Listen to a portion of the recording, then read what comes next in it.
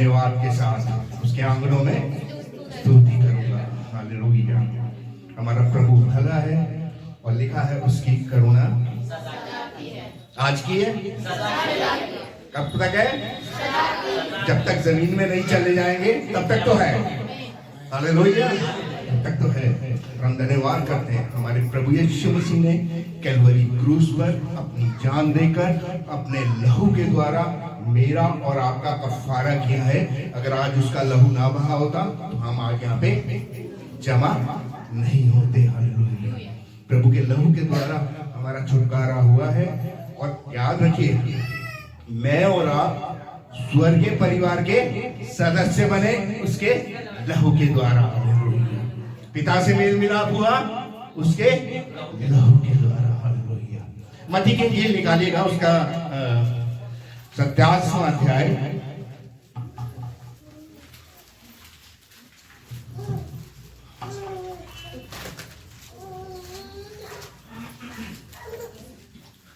और उसकी 25वीं आयत को ही पढ़िएगा। सब लोगों ने उत्तर दिया है, सब लोगों ने उत्तर दिया, सब लोगों ने उत्तर दिया, इसका लहू हम पर और हमारी संतानों पर हो। इसका लहू हमारे और हमारी संतानों के ऊपर हो। जब लहू की बात करते हैं बाइबल में एक बहुत बड़ा महत्व है। ठीक है, मेरा एक दोस्त बीमार हो गया, डेंगू था उसे। ठीक है, और वो डेंगू था तो उसका फोन आया, भाई मुझे ब्लड चाहिए, क्योंकि प्लेटलेट कम हो जाते हैं तो ब्लड चढ़ाया जाता है। तो हम कई लोग वहां पे पहुंच गए हॉस्पिटल में ब्लड देने के लिए। और जब चेक हुआ तो किसी का ब्लड नहीं था। ठीक है, ऐसा नहीं हो सकता कि मेरा ब्लड मेरे बेटे को चढ़ जाए या मेरे बेटे का ब्लड मेरे को चढ़ जाए, ऐसा नहीं है। ठीक है, हमारा ग्रुप मिलना चाहिए तभी ब्लड होगा, नहीं तो 30 सेकंड में मौत हो जाएगी। गलत खून चढ़ गया तो 30 सेकंड में मौत हो जाएगी। इसलिए किसी का ब्लड नहीं मिला, इसलिए ब्लड बैंक में दिया, ब्लड बैंक वालों ने दिया। ठीक है, तो एक व्यक्ति होता है जिसे कहते हैं यूनिवर्सल डोनर। यूनिवर्सल डोनर का मतलब यह है कि वो व्यक्ति है जो हर किसी को खून दे सकता है। वो पॉजिटिव होता है यूनिवर्सल डोनर। हम प्रभु का धन्यवाद करते हैं कि हमारा यीशु मसीह जो है यूनिवर्सल डोनर है। हालेलुया। उसका लहू जो है वो गरीब के लिए भी है, उसका लहू अमीर के लिए भी है, पढ़े लिखे के लिए भी है, यहूदी के लिए भी है, अन्य जाति के लिए भी है, और किसी भी व्यक्ति के लिए है। हालेलुया। वो उसने सारी जाति के लिए अपने प्राणों को दिया है। हमारे यीशु मसीह का लहू जो है वो बहुत कीमती है। हालेलुया। इसलिए पौलुस कहता है, ए भाइयों तुम कीमत देकर खरीदे गए हो, इसलिए अब तुम अपने नहीं हो। और कीमत क्या चुकाई है उसने कैलवरी क्रूस पे? अपने लहू को बहाकर। हालेलुया। बहुत से लोग कोशिश करते हैं, बहुत से लोग ये कोशिश करते हैं हम अच्छे काम करें, हम वचन पे चलें, हम ये करें, हम वो करें तो हम स्वर्ग में पहुंचेंगे। आप स्वर्ग में अपने कार्य से नहीं पहुंच सकते, आप स्वर्ग में पहुंचेंगे उसके लहू के द्वारा। जब तक हम उसे ग्रहण नहीं करेंगे, जब तक हम यीशु मसीह को उद्धारकर्ता नहीं मानेंगे, हम कहीं भी कितने भी अच्छे काम करें, हम उसके द्वारा हम अब कुछ भी नहीं कर सकते। उसने केवल अपनी जान देकर हमारा छुटकारा कर दिया। वो पाप जो हमने किए थे, जो हम करेंगे या आगे भी हम करते हैं, वो सारे के सारे कैलवरी क्रूस पर धो दिए। हालेलुया। पुराने जमाने में खुदा ने इब्राहिम से वाचा बांधी, काय के द्वारा? मेमने के लहू के द्वारा। जब वो अपने बेटे को बलिदान करने जा रहा था तो खुदा ने उससे वाचा बांध दिया। खुदा ने कहा मैं तुझे इतनी आशीष दूंगा। उसके बाद क्या हुआ? उसके बाद क्या हुआ? जो व्यवस्था आई, ठीक है, तो जो महायाजक था उसके सामने एक मेमना लाया जाता था। ठीक है, जो बेदाग होता था, बेछुर्री होता था, उसके अंदर कोई कमी नहीं होनी चाहिए थी। तो वो मेमने को लिया जाता था, वो मेमने के सर पे हाथ रखता था और उस मेमने को बलिदान किया जाता था। और उसका लहू लेके वो कहा जाता था? महापवित्र स्थान में जाता था और अनुग्रह के सिंहासन पे छिड़क देता था। ऐसा किया जाता था। ठीक है, उसमें कोई बोल रहा हूं, कोई दिक्कत नहीं होती थी। लेकिन हमारे जो परमेश्वर ने उस बलिदान को खत्म कर दिया। हालेलुया। मेरे साथ निकालिए इब्रानियों उसका 9वां अध्याय और उसकी 22। सच तो ये है कि व्यवस्था के अनुसार हाँ, प्राय सब वस्तुएं लहू के द्वारा शुद्ध की जाती हैं। हाँ। और बिना लहू बहाए पापों की क्षमा नहीं है। हालेलुया। बिना लहू बहाए वो उसके सर पे हाथ रखता था, बलिदान करता था और 1 साल के लिए बलिदान वो हो जाता था। 1 साल के लिए उनका पाप माफ होते थे, फिर अगले दिन वो दोबारा से बात कर लेते थे। लेकिन परमेश्वर का मेमना जब इस दुनिया में आया, वो ये होता रहा।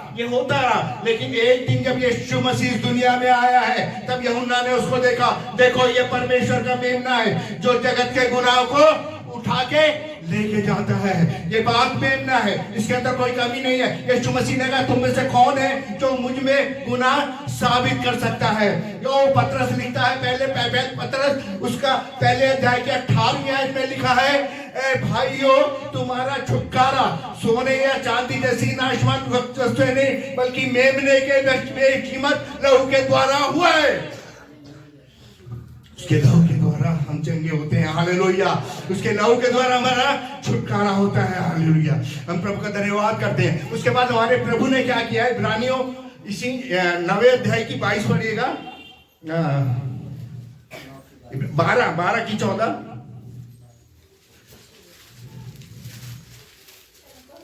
इब्रानियों 9 सबसे मेल मिलाप रखो और उस पवित्र 9 की 12 से।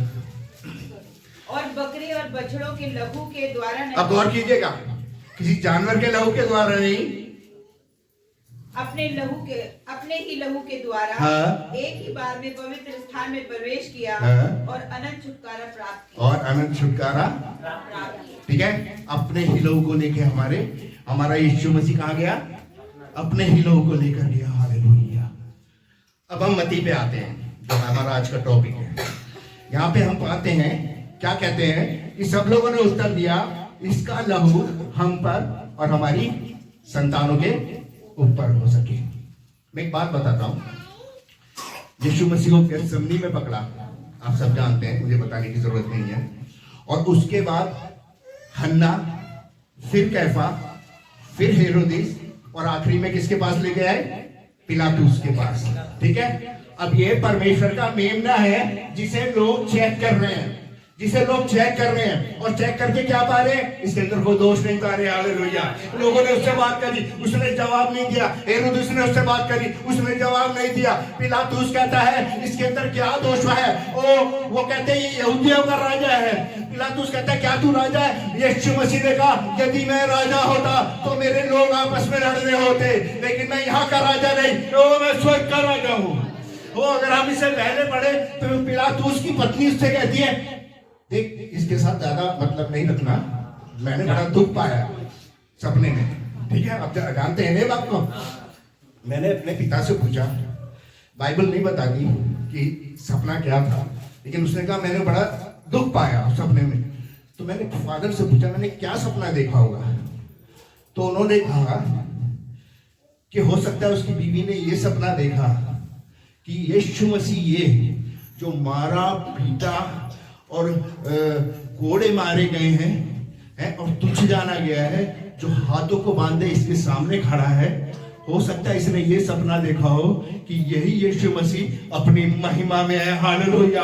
और पिलातुस उसके सामने हाथ जोड़ के खड़ा है, पिलातुस उसके सामने न्याय मांगने को खड़ा है। हो सकता है ये देखा हो और वो डर गई हो और उसने कहा कि इससे कोई मतलब नहीं रखना। लेकिन वो लोग कहने लगे, पिलातुस ने कहा मैं इसके अंदर कोई दोष नहीं पाता, और ये परमेश्वर का मेमना है, इसके अंदर कोई दोष नहीं है, ये बलिदान के योग्य है। हालेलुया। ये वो लहू है जो पवित्र लहू है, ये वो लहू है जो पाक लहू है, ये वो लहू है जो यहोवा का लहू है, ये वो लहू है जो सामर्थ्य लहू है, ये वो लहू है जो छुटकारा करेगा, जो बंधनों को तोड़ेगा, जो पापों से क्षमा करेगा। ठीक है। वो कहता है मैं इसमें कोई दोष नहीं पाता। अल्टीमेटली क्या कहता है? भाई मैं अपने हाथों को धो लेता हूं, मैं इसके पाप में इसलिए मैं इस निर्दोष की हत्या में शामिल नहीं। वो खुद भी कह रहा है कि निर्दोष है, लेकिन मैं इसकी हत्या में। तो यहूदी क्या कहते हैं? इसका लहू हमारे को तो छोड़ दे, हम तो नहीं है, और हमारी परिवार 70 AD में यीशु मसीह के 70 साल बाद रोम ने यरूशलेम को बर्बाद कर दिया और जो हैकल था उसे मिट्टी में मिला दिया। तो यहूदियों ने क्या श्राप ले लिया अपने ऊपर एक निर्दोष का। जब से यूसुफ था, यूसुफ के बाद से क्या हुआ, मिस्र के गुलाम हुए, ठीक है। फिर राजा लोग आए, व्यवस्था मिली, उसके बाद बेबीलोन के गुलाम हुए। बेबीलोन वालों ने सुलेमान की हैकल को तोड़ दिया, मिट्टी में मिला दिया, ठीक है। और बेबीलोन से आजाद होने के बाद 500 साल तक बाइबल में बताया नहीं उनके साथ क्या हुआ, लेकिन जब शुरुआत होती है मती से तो वो रोम के गुलाम है। गुलामी चल रही है, ठीक है। रोम ने इन्हें बर्बाद कर दिया। आप में से कितने लोग जानते हैं इजराइल में लड़ाई चल रही है? आप लोगों में सब जानते हैं, ठीक है। कुछ लोग आए, उन्होंने 2-3 हजार लोगों को मारा, 2-3 हजार लोगों को होस्टेज बना के ले गए, जिनमें से कुछ मिले हैं, कुछ नहीं मिले। लेकिन 1.5 साल हो गया, युद्ध चल रहा है, शांति नहीं है। हालेलुया, वो शांति नहीं है। क्यों शांति नहीं है? क्या निर्दोष का खून उन्होंने अपने ऊपर लिया? क्या इसलिए? क्या उनके ऊपर आरोप है? क्या उनके ऊपर शराब है? वो परमेश्वर की कौम है, ठीक है। फिर क्यों उसके अंदर शांति नहीं है? हिटलर ने 60 मिलियन कितने होते हैं सर? 6 करोड़ यहूदियों को मौत के घाट उतार दिया, भूखा मार दिया, गैस चैम्बर में मार दिया, गोलियां दे दी, गोलियों से मार दिया। 6 करोड़, 1/3 यहूदी मर चुके थे। वो क्यों दुख उठा रहे? क्यों शांति नहीं है? क्यों वो सड़क पे चलते हुए डरते हैं? क्यों वो अपने घरों में डरते हैं? आज तक उनके वो शांति मिल नहीं पाई जो यीशु मसीह दे सकता है। क्या वो श्राप है? यिर्मयाह पढ़िए, यिर्मयाह उसका 2रा अध्याय है और 13 आयत। क्योंकि मेरी प्रजा ने 2 बुराइयां, अब गौर कीजिएगा। हाँ, क्या कहता है?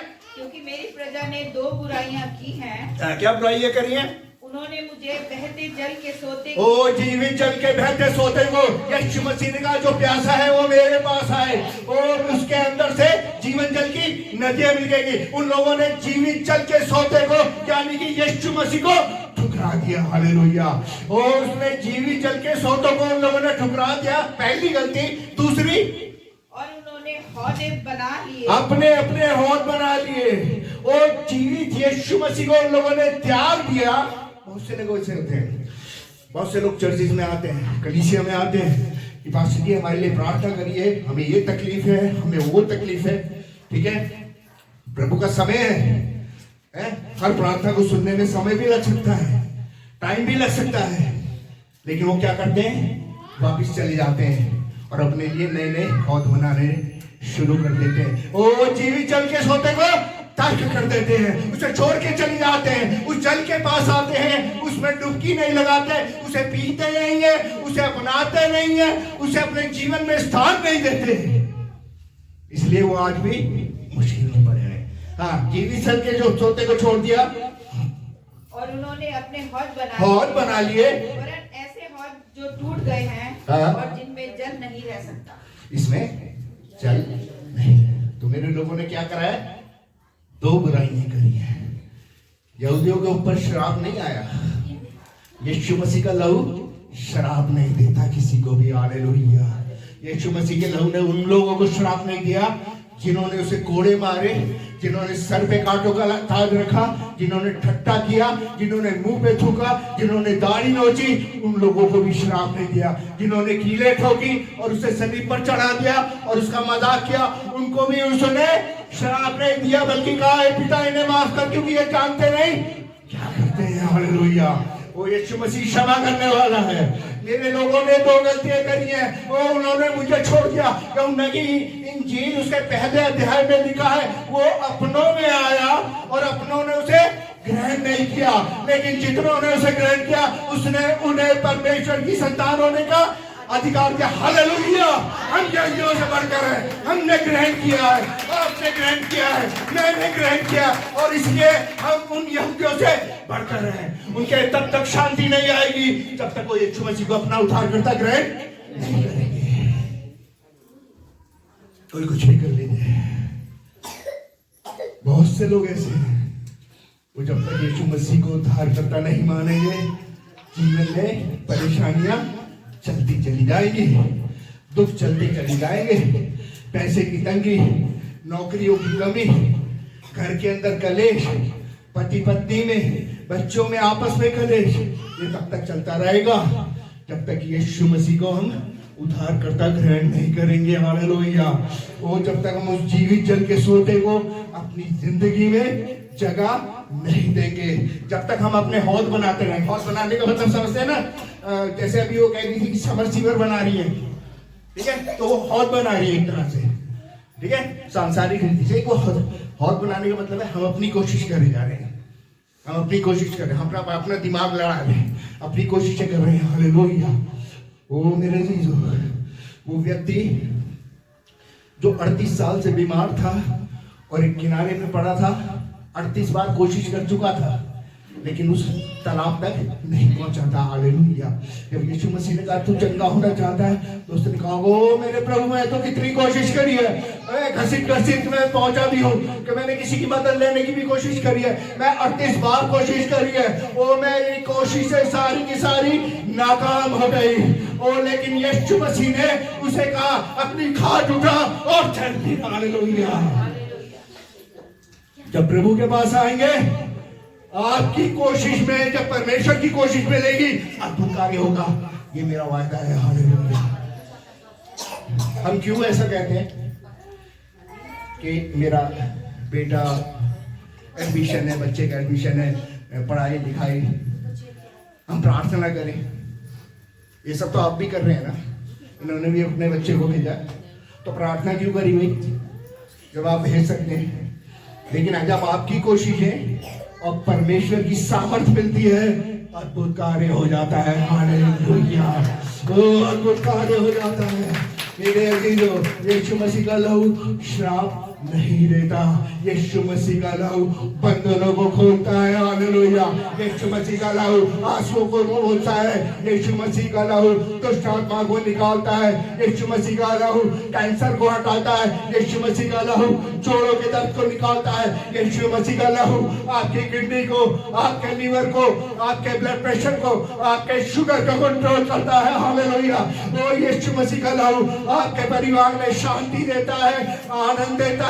यीशु मसीह का लहू आपकी जिंदगी में आपकी भरपूरी देता है, यीशु मसीह का लहू आपकी जरूरतों को पूरी करता है, यीशु मसीह का लहू हालेलुया वो आपके घर में शांति देता है। यीशु मसीह का लहू जो है स्वर्गदूतों को आज्ञा देता है वो आपके पास नीचे उतर आए। हालेलुया। प्रभु का लहू है, यहोवा का लहू है। हालेलुया। सामर्थी लहू है। हालेलुया।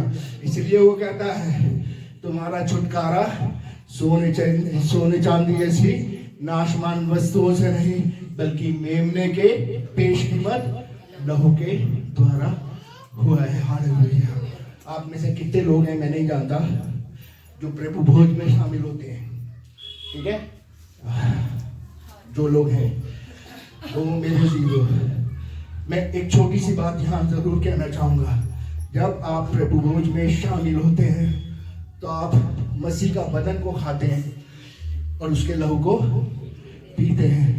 ये एक बहुत बहुत ज्यादा पवित्र विधि है और पास्टर ने शायद आपको 50 बार पढ़ के बताया होगा कि मनुष्य अपने आप को, पास्टर जांच ले या मैं जांच लूं या कोई और जांच ले, मनुष्य अपने आप को जांच ले, क्योंकि आप यीशु मसीह के दुख में भागी होते हैं। और यीशु मसीह का वचन कहता है जो इसमें शरीक नहीं होता उससे मेरा कोई साझा नहीं है, इससे मेरा कोई साझा नहीं है। यानी कि अगर आपने बपतिस्मा अभी तक नहीं लिया है, अपने आप को प्रभु को नहीं दिया है, तो आज ही समय है, आज ही का दिन उद्धार का दिन है और आज ही का दिन नजात का दिन है, आज का दिन आनंद का दिन। अगर आपने दिया नहीं है तो समय है, ओ अपने आप को प्रभु को दीजिए, प्रभु की मेज में शामिल होइए। याद रखिए ये तब तक हम करते रहेंगे जब तक हमारा प्रभु आ नहीं जाएगा। हालेलुया। जो गौशाला था, ठीक है, तो गौशाला में जब यीशु मसीह पैदा हुए, अभी क्रिसमस आ रहा है, गौशाला में जब यीशु मसीह पैदा हुए तो वहां पे एक भैंस बंधी हुई थी, एक उसका बछड़ा भी बंधा हुआ था। तो उसका बच्चा कहने लगा बहन से कि मम्मी ये देखो एक और पैदा हो गया, ठीक है, ये एक और पैदा हो गया, अभी ये बड़ा होके हमारे गले पे छुरी चलाया करेगा जैसा बाकी करते हैं, ठीक है। तो उसकी माँ कहती है नहीं बेटा ऐसी बात नहीं है, क्योंकि जब ये बड़ा होगा तब हमारा बलिदान रुक जाएगा। हालेलुया। जब ये बड़ा होगा तो बलिदान रुक जाएगा, क्योंकि अल्टीमेट बलिदान चाहिए। हालेलुया। अल्टीमेट सैक्रिफाइस, अल्टीमेट बलिदान प्रभु यीशु मसीह का है। हालेलुया। और उसके बाद जानवर कटने बंद हो गए। हालेलुया। तो वो सारी जाति का प्रभु है। हालेलुया। और सब लोगों के लिए उसने अपनी जान दी है, सब लोगों के लिए उसने लहू बहाया है। हालेलुया। ये प्रभु का भवन है। और मेरा ख्याल आप लोग उपवास प्रार्थना में हैं बहुत से लोग, ठीक है, बहुत अच्छी बात है। हालेलुया। अपनी जिंदगी में पहला स्थान प्रभु को देके देखिए। मैं एक छोटी सी बात कहना चाहता हूँ। एक बार कोई प्रभु के दास मेरे घर पे आ गए। मेरे मम्मी डैडी जिंदा थे, तो मेरे फादर कहते वो पेंशन लेते थे। मेरे फादर कहते मॉर्गन, वो काफी साल पहले के मॉर्गन आखिरी 200 रुपये पड़े थे महीने के। प्रभु का दास आ गए घर पे प्रार्थना करने, कहता मेरे पास आखिरी 200 रुपये थे और 25 तारीख थी, मतलब पेंशन आने में भी 5 दिन थे। कहता लेकिन मैंने उसको दे दिए। अब कुछ नहीं था, ठीक है, अब कुछ नहीं था। शाम ही को किसी ने मुझे प्रचार करने के लिए बुलाया और 500 रुपये दिए। हालेलुया। ठीक है। तो प्रभु किसी का कर्जदार नहीं है। हालेलुया। वो आप जो भी प्रभु को देंगे प्रभु उसको मल्टीप्लाई करके देगा, घटा के नहीं देगा, मल्टीप्लाई करके देगा, बढ़ा के देगा। हालेलुया। वो किसी का कर्जदार नहीं है। हालेलुया। आपके 10 रुपए के बदले 50 रुपए देगा, 50 रुपए के बदले 500 रुपए देगा। आप विश्वास करके देखिए। वो परमेश्वर आपसे ये नहीं कहता ये दो, जो दे रहा है खुशी से दो,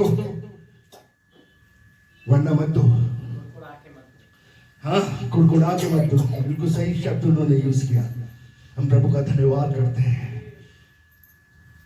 हर चीज से अपने होठों के द्वारा, अपने हाथों के द्वारा, पैरों के द्वारा, धन के द्वारा, अपनी आंखों के द्वारा, ठीक है, परमेश्वर को महिमा दे। हालेलुया। वो वापिस महिमा आपको लौटा देगा। ये मेरा वायदा है। हालेलुया। क्योंकि परमेश्वर किसी का आमीन। हालेलुया। प्रभु अपने वचन के पढ़े और सुने जाने पर आशीष दे। Thank you.